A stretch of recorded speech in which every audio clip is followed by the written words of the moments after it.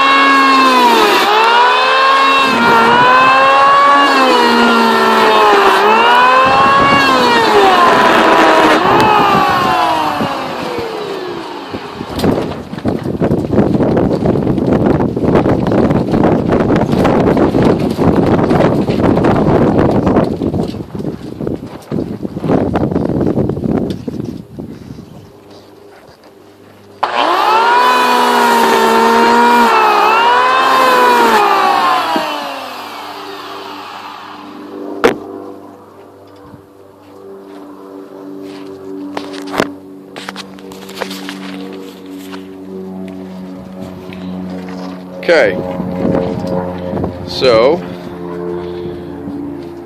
here is a start of a bow blank.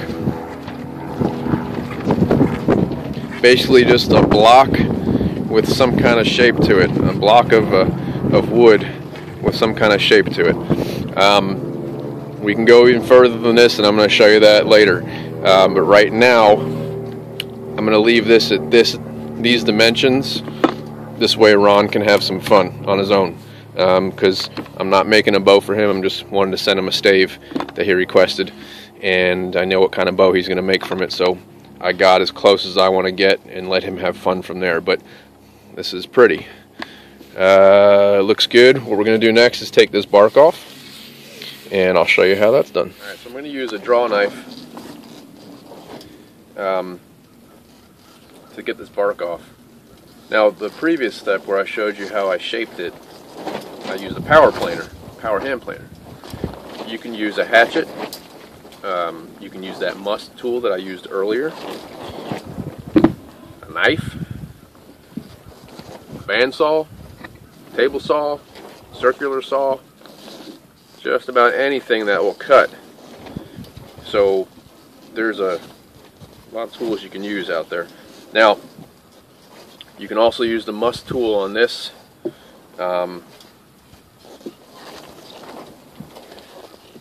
Reptile Tool Works. They have a lot of cool tools actually for bow makers. They have a whole line of bow making tools. Check them out. But to be careful on this, now this one is going to be sinew backed, so you don't have to do it perfect on the backing. Then, you know, if you cut into the the growth ring, then not such a big deal if you're sinew backing it. If you're not, and you're going with just under the bark as the back, as I described to do for a beginner or novice, then you want to be careful with it. Now you can also use a knife. As you saw, this stuff comes off so easy. I can use my fingernails and fingers to get most of the bark off. So if you just want to sit there and chill and hang out around a campfire or wherever and just pick this bark off because you have no tools, even a little screwdriver can get underneath this, then do that. A pocket knife, but take your time and make sure that back stays pristine, and I'll show you what it looks like afterwards. Very important step.